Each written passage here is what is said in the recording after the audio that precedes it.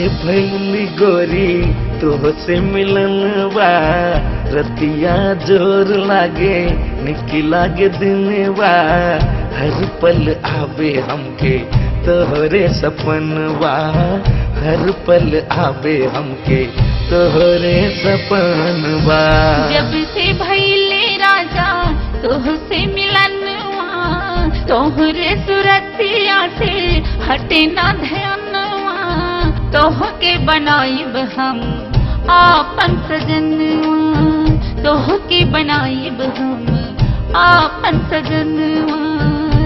तैयारी साथी बलमारी बलमारी, गोरिया रे सजनी रे सजनी रे सजनी रे।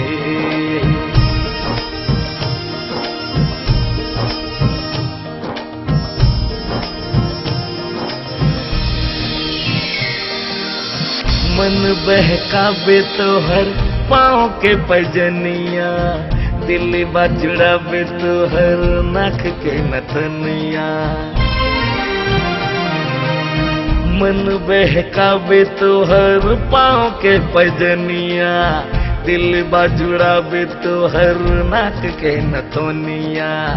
तोहरे सुरतिया लागे रूपबा के खनवा, रतिया जोर लागे निक लागे दिनवा, हर पल आवे हमके तोहरे सपनवा, हर पल आवे हमके तोहरे सपनवा।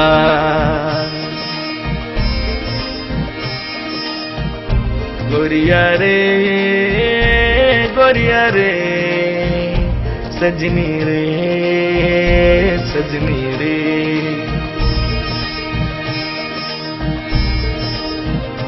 तैयारी साथी बलमारी बलमारी,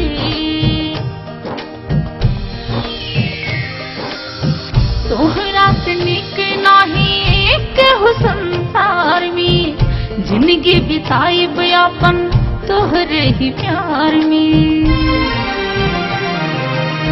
तोहरा से निक नाही केहू संसार में, जिंदगी बिताइब अपन तोहरे ही प्यार में। हमके बता दातनी करी का जतनवा, तोहरे सुरतिया से हटे ना ध्यानवा, तोहके बनाइब हम आपन सजनवा, तोहके बनाइब हम आपन सजनवा। जब से भइली गोरी तोहसे मिलनवा, रतिया जोर लागे निक लागे दिनवा, हर पल आवे हमके तोहरे सपनवा, हर पल आवे हमके तोहरे सपनवा।